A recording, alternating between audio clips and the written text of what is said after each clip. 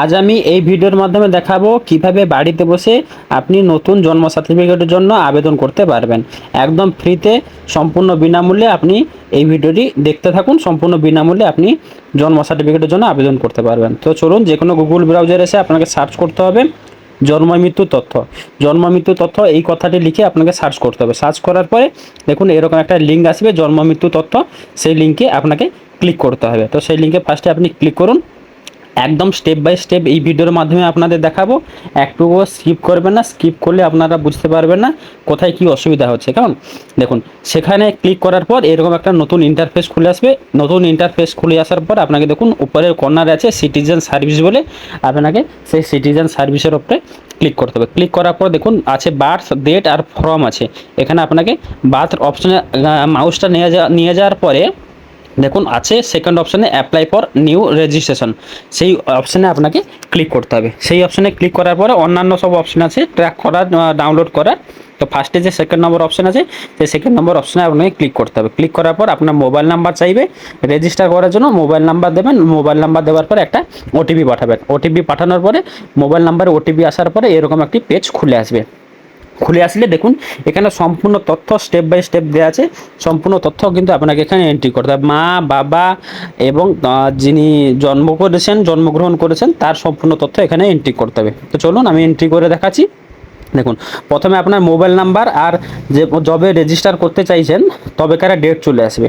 তারপর দেখুন সেকেন্ডে আছে কি লিগাল ইনফরমেশান, আইনত তথ্য। আইনত তথ্যতে কী কী আছে? জন্মস্থান, আপনার জন্মস্থান কোথায় হয়েছে, জন্ম আপনি কোথায় করেছেন, হসপিটালে করেছেন, বাড়িতে করেছেন, না আলাদা জায়গায় কোনো কোথায় করেছেন। তো যেহেতু আমি হসপিটালে জন্মগ্রহণ করছি সেই হসপিটাল আমি এখানে সিলেক্ট করছি। সিলেক্ট করার পর তারপর আছে রাজ্য। রাজ্য কি, যেহেতু ওয়েস্ট বেঙ্গলের জন্য জন্ম মৃত্যুর তথ্য এই ওয়েবসাইটটি আছে, ওয়েস্ট বেঙ্গলের যে কোনো একটা রাজ্য আপনাকে সিলেক্ট করতে হবে। দেখুন ডিস্ট্রিক্টটা কি, আপনার যে ডিস্ট্রিক্ট থাকবে সেই ডিস্ট্রিক্ট আপনি এখানে এন্ট্রি করবেন। তারপর আছে কি ব্লক। ব্লকটা কী আছে আপনার, এখানে কী আছে ব্লকে আপনাকে ক্লিক করতে হবে। ক্লিক করার পরে দেখুন তারপর মিউনিসিপ্যালিটি, ব্লক বা মিউনিসিপ্যালিটি কী আছে আপনাকে সেটা সার্চ করতে হবে। দেখুন একটার পর একটা স্টেপ আমি এখানে দেখাচ্ছি। আরবান না রুরাল আছে সেখানে ক্লিক করবেন। ক্লিক করার পর ব্লক বলে যেখানে আছে সেখানে সার্চ করবেন। সেখানে মারার পরে তারপরে দেখুন এখানে নেটওয়ার্ক ইস্যুর জন্য দেখাচ্ছে না, দেখুন লেখা আছে মিউনিসিপ্যালিটি, কোন মিউনিসিপ্যালিটি, সেই মিউনিসিপ্যালিটি আপনাকে এন্ট্রি করতে হবে। এন্ট্রি করার পরে তারপরে দেখুন পঞ্চায়েত আছে, সেই পঞ্চায়েত আপনি সেখানে এন্ট্রি করবেন। তারপরে হসপিটাল টাইপ আছে, হসপিটাল টাইপে আপনাকে এখানে এন্ট্রি করতে হবে। তো চলুন একটার পর একটা আমি এখানে এন্ট্রি করে দেখাচ্ছি। দেখুন এখানে ব্লকের পর পঞ্চায়েত, পঞ্চায়েত পর আপনার হসপিটাল সিলেক্ট করলেন, গভর্নমেন্ট না সরকারি, সরকারি না বেসরকারি সিলেক্ট করলেন। সিলেক্ট করার পর তারপর সেকেন্ড নম্বর অপশন আছে আপনার শিশুর তথ্য। শিশুর তথ্য কী কী দেওয়া হবে এখানে, কবে জন্মগ্রহণ করেছেন সেই জন্মগ্রহণের জবে ডেট আছে সেই ডেট আপনি লিখবেন। তারপরে লিঙ্গ কী আছে, মেল না ফিমেল, সেখানে মেল ফিমেল আপনি এন্ট্রি করবেন। এন্ট্রি করার পর ফার্স্ট নেম, শিশুর নাম কি, আপনি নামকরণের সময় কী নাম রেখেছেন সেই নামটি আপনি সেখানে দেবেন। মিডিল নাম যদি থাকে মিডিল নাম দেবেন, নাহলে সার নেমে আপনি সার নেমের জায়গায় সার নেম দেবেন। তারপর আছে কি মাল্টিপুল আছে। মাল্টিপুল এখানে কি আছে, যে টুইনস হয়েছে না সিঙ্গেল হয়েছে, সিঙ্গেল হয়েছে না জড়ুয়া হয়েছে। জড়ুয়া যদি হয় জড়ুয়া, যদি সিঙ্গেল হয় আপনি এখানে সিঙ্গেল এন্ট্রি করবেন। তারপর এখানে আছে দেখুন বাবার ইনফরমেশান। বাবার ইনফরমেশান কী আছে, যে পিতার ইনফরমেশান, যেটা প্রথমে পিতার ফার্স্ট নেম দিতে হবে। ফার্স্ট নেম দেবেন। ফার্স্ট নেম দেওয়ার পরে এখানে মিডিল নেম যে দিয়ে থাকে মিডিল নেম দেবেন, না হলে সার নেম দিয়ে দেবেন। যদি ভ্যালিড কোনো ইমেল আইডি থাকে তাহলে আপনি এখানে ভ্যালিড ইমেল আইডি দেবেন। তারপর আছে কি মোবাইল নাম্বার, তারপর আইডি প্রুফ, তারপর আইডি নম্বর, এবং যে আইডি প্রুফ দেবেন সেই আইডি প্রুফের একটা ফটো আপনাকে পিডিএফ হিসাবে সাবমিট করতে হবে, যেটা 250 কেবির ভিতরে হওয়া দরকার। 250 কেবির অতিরিক্ত হলে কিন্তু আপনি সেখানে সাবমিট করতে পারবেন না। তো চলুন একটার পর একটা ডিটেলস আমি এখানে ফিল আপ করে নিই। এখানে আইডি প্রুফ হিসাবে আমি আধার দেবো।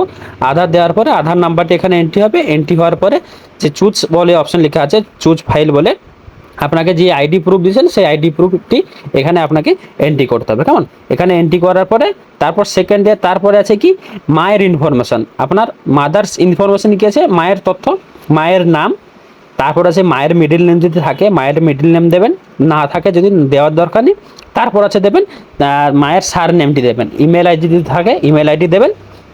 তারপর আছে কি মোবাইল নাম্বার, আইডি প্রুফ হিসেবে আপনি যদি চান আপনার আধার কার্ড, ভোটার কার্ড যেটা আপনি চান সেটা আপনি দিতে পারবেন, এবং তার আইডি প্রুফ নাম্বারটি আপনাকে এখানে এন্ট্রি করতে হবে। সেমভাবে যে আইডি প্রুফটি আপনি দেবেন সেই আইডি প্রুফে আপনাকে 250 কেবির ভেতরে ফটো তুলে কিংবা পিডিএফ হিসাবে আপনাকে এখানে আপলোড করতে হবে। তারপর মা আইডি যদি থাকে আপনি এখানে মা আইডি দিতে পারেন, যদি না থাকে তাহলে দেওয়ার দরকার নেই, যদি সেটা থাকে তাহলে অবশ্যই আপনাকে পুট করতে হবে। কেমন?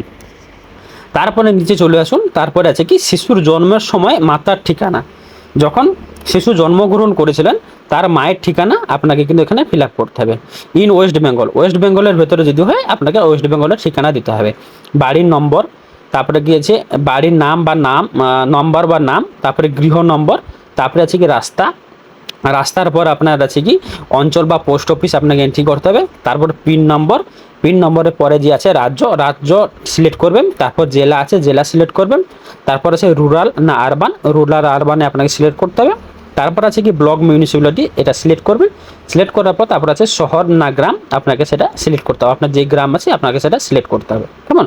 সিলেক্ট করার পরে তারপরে নিচে দেখুন পার্মানেন্ট অ্যাড্রেস অফ মাদার, মায়ের পার্মানেন্ট ঠিকানা যদি সেম জায়গায় যদি হয় তাহলে সেম অ্যাজ প্লিজ যে টিক চিহ্ন আছে সেই টিক চিহ্ন দিয়ে এড়িয়ে যাবেন, অটোমেটিক নিচের ফিল আপ হয়ে যাবে।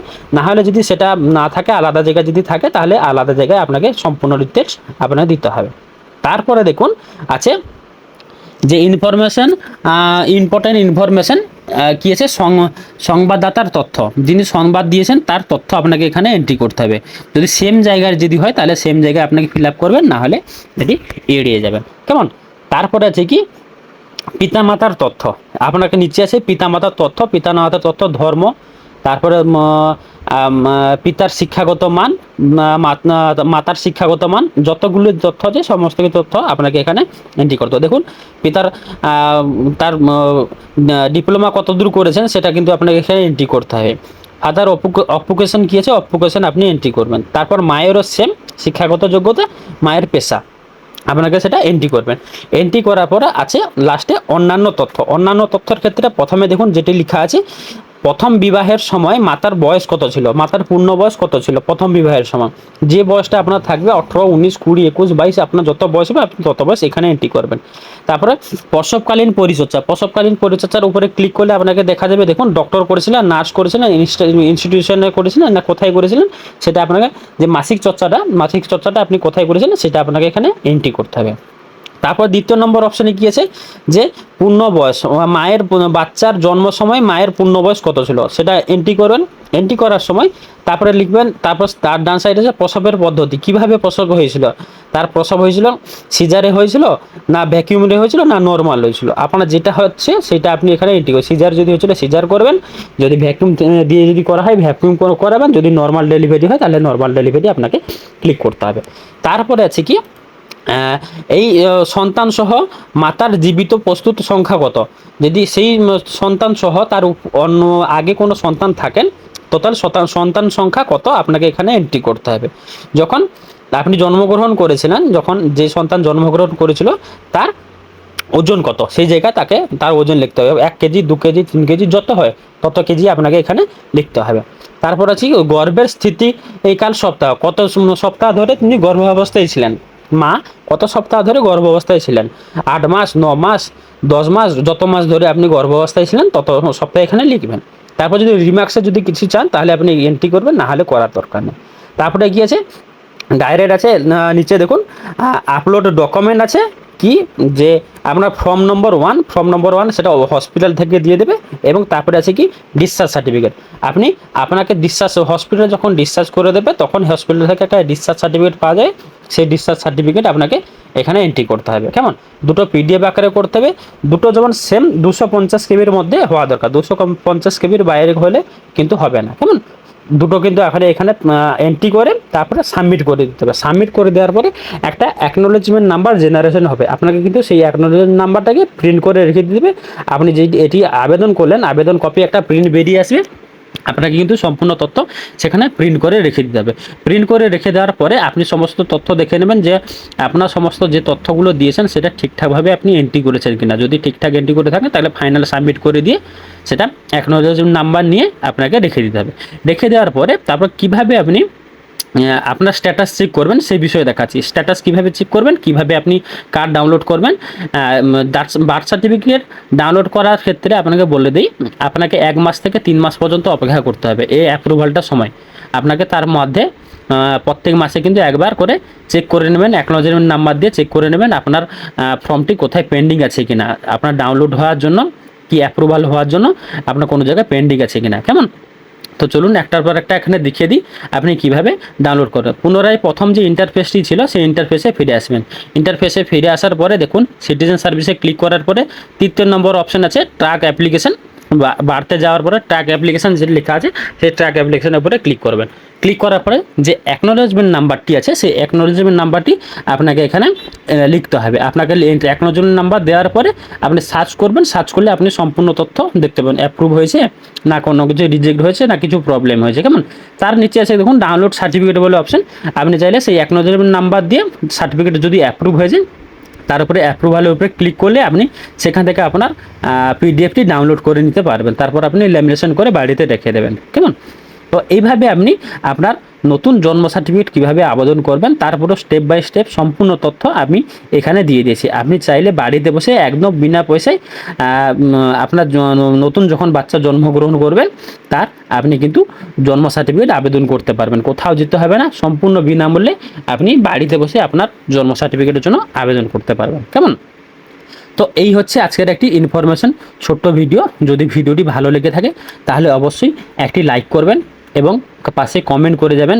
ভিডিওটি যদি ইনফরমেশন লাগে তাহলে অবশ্যই একটি কমেন্ট করে যাবেন এবং ভিডিওটি যদি আপনাদের কাছে ভালো লেগে থাকে আপনাদের বন্ধুদের মধ্যে শেয়ার করে দিন যাতে তারা এই ইনফরমেটিভ ভিডিও নিয়ে খুবই উপকৃত হয়। কেমন?